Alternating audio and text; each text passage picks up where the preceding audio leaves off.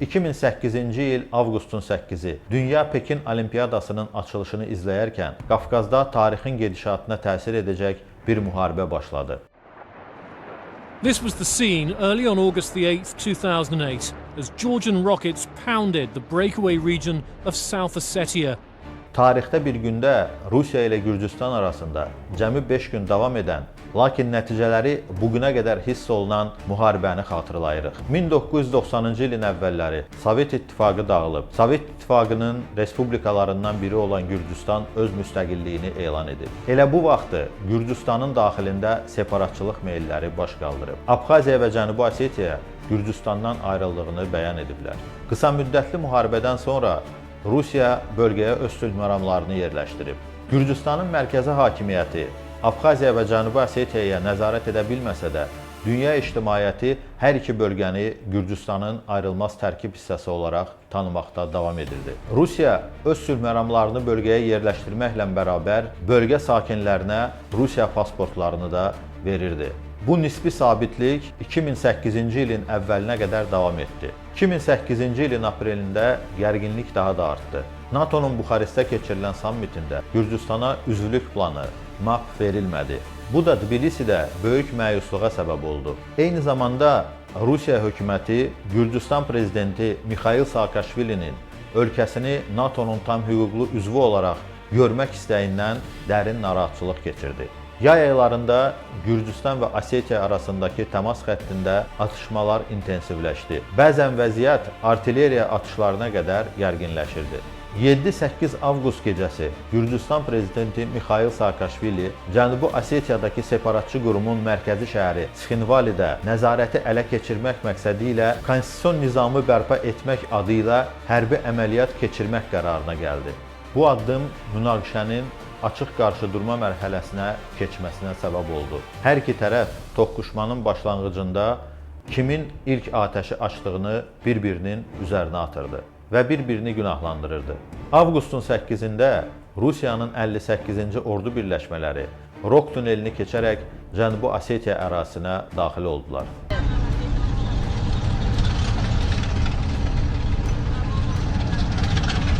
Sxinvali uğrunda şiddətli döyüşlər başlamışdı. 9-10 avqust tarixlərində Rusiyanın hərbi aviasiyası Gürcüstanın hava bazaları Marneuli və Vazyanini, həmçinin Qori şəhərini bombaladı. Eyni zamanda Qara dənizdəki Gürcüstan hərbi gəmiləri batırıldı. 10 avqust Abxaziya istiqamətində ikinci cəbhə açıldı. Kodori dərəsi Rusiya və Abxaziya silahlı birləşmələri tərəfindən nəzarətə götürüldü.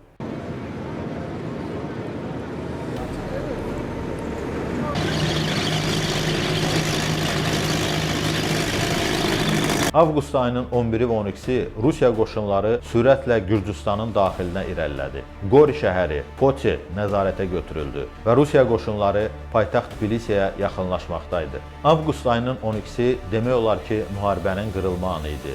Rus qoşunları paytaxt Tbilisiyə olduqca yaxınlaşmışdı və Gürcüstan hökuməti böyük təzyiq altındaydı. Belə bir vəziyyətdə Rusiya hakimiyyətinə beynəlxalq təzyiq artmağa başladı.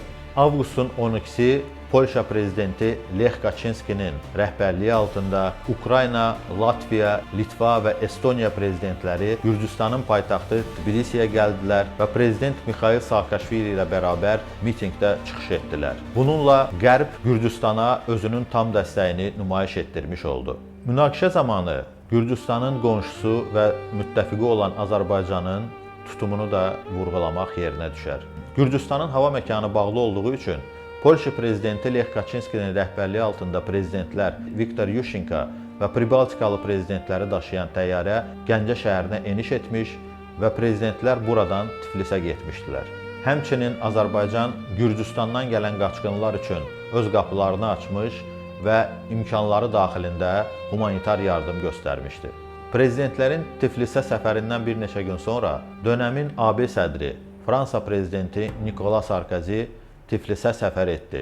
O Tiflisə Moskvada Rusiya prezidenti Dmitri Medvedevlə görüşdən sonra gəlmişdi. Prezident Sarkozy 6 bəndlik atəşkəs planını Gürcüstan prezidenti Saakashvili ilə razılaşdırdı. Bu da həmin dövrdə məsələnin diplomatik həllinin önünü açmış oldu. Rusiya prezidenti Dmitri Medvedev və Gürcüstan prezidenti Mixail Saakashvili bu planı qəbul etdilər. Beləliklə, Tbilisi işğal olunmadı və Rusiya qoşunları paytaxt Tbilisiyə çatmadan geri çəkilməyə başladılar. Müharibənin gedişində ABŞ prezidenti George Bush Rusiyanın hərəkətlərini kəskin şəkildə pisləyərək Rusiyaya diplomatik təzyiq göstərmişdi. Eyni zamanda ABŞ Gürcüstana humanitar yardım göndərdi və hətta ABŞ-ın hərbi təyyarələri Gürcüstanın İraqdakı sülhməramlı qüvvələrinin tezliklə Gürcüstana çatdırılmasını təmin etdi. ABŞ-ın dövlət katibi Condoleezza Rice münaqişədən həmən sonra Tiflisə səfər etdi və Gürcüstanla ABŞ arasında strateji tərəfdaşlıq bəyannaməsini imzaladı. Bu eyni zamanda Vaşinqtonun Gürcüstana siyasi dəstəyinin rəmzi ifadəsi idi. Müharibədən sonra atəşkəsin qüvvəyə minməsi ilə ABŞ Gürcüstana humanitar yardım göstərmək üçün Qara dənizə bir neçə hərbi gəmisini göndərdi. Bu gəmilərdən USS McFaul idarə olunan raketli eskadron mühafizəçisi 24 avqust 2008-ci ildə Batumi limanına daxil oldu. Bu Gürcüstan üçün humanitar yardım daşıyan ilk ABŞ hərbi gəmisi idi. Batumi limanına daxil olan ikinci ABŞ hərbi gəmisi USS Dallas idi. Bu gəmi USS McFaul'dan 3 gün sonra Batumiyə gəldi. Gürcüstana humanitar yardım daşıyan 3-cü ABŞ hərbi gəmisi USS Mount Whitney idi.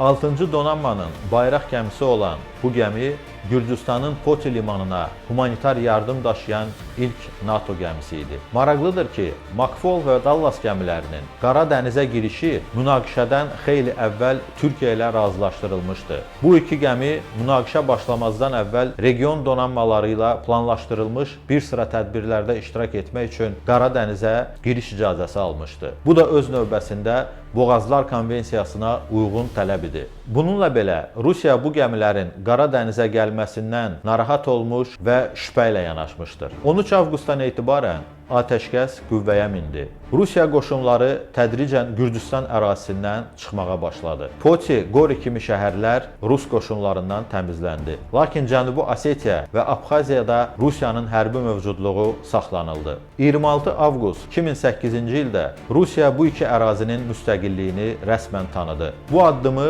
yalnız bir neçə dövlət dəstəklədi. Nikaragua, Venezuela və Nauru kimi dövlətlər Rusiyanın bu təşəbbüsünü dəstəkləmiş oldu. Münaqişədən sonra iki ölkə arasında diplomatik əlaqələr tamamilə kəsildi və bugünə qədər də bərpa edilməyib. Dırnaqarası sərhəd xəttində borderization, yəni sərhədlərin müəyyənləşdirilməsi prosesi bugünə qədər davam edir. Abxaziya və Cənubi Osetiyadakı Rusiya hərbi birləşmələri mövqeləri mümkün qədər irəli çəkir və dəmir məftillərlə hasarlayırlar. Bu isə öz növbəsində bölgədə yaşayan Gürcüstan əhalisinə böyük çətinliklər yaradır. Bəs bu münaqişənin Gürcüstan üçün əsas dərsləri nə idi? Gürcüstan üçün əsas dərs ordunun modernləşdirilməsinin zərurətini bir daha ortaya qoydu. NATO-Rusiya arasındakı balansın kövrəkliyi və hərbi gücə əsaslanan status quo dəyişikliyinin ağır nəticələr doğura biləcəyi bir daha nümayiş etdirildi. Müharibədən sonra ABŞ-ın rəhbərliyi altında Gürcüstana iqtisadi və hərbi yardım artırıldı. Lakin NATO-ya üzvlük prosesi faktiki olaraq dondurulmuş oldu. 2009-cu ildə Avropa İttifaqının sifarişi ilə hazırlanan Talyavini hesabatı həm Gürcüstanın hərbi əməliyyatı başlatmasını, həm də Rusiyanın buna qeyri-mütənasib cavab verdiyini qeyd etmiş oldu. Beləliklə, məsuliyyət məsələsi bugünə qədər mübahisəli olaraq qalır. Regionda isə münaqişə dondurulmuş status alıb. Cənubi Osetiya və Abxaziya faktiki olaraq Rusiyanın nəzarəti altında qalan, lakin beynəlxalq səviyyədə əksər dövlətlər tərəfindən Gürcüstanın işğal olunmuş ərazisi kimi tanınan bölgələr olaraq qalmaqdadır. Videolarımızı bəyənirsinizsə, bizi izləməyi və videolarımızı paylaşmağı unutmayın. Tarixin növbəti günündə görüşənədək.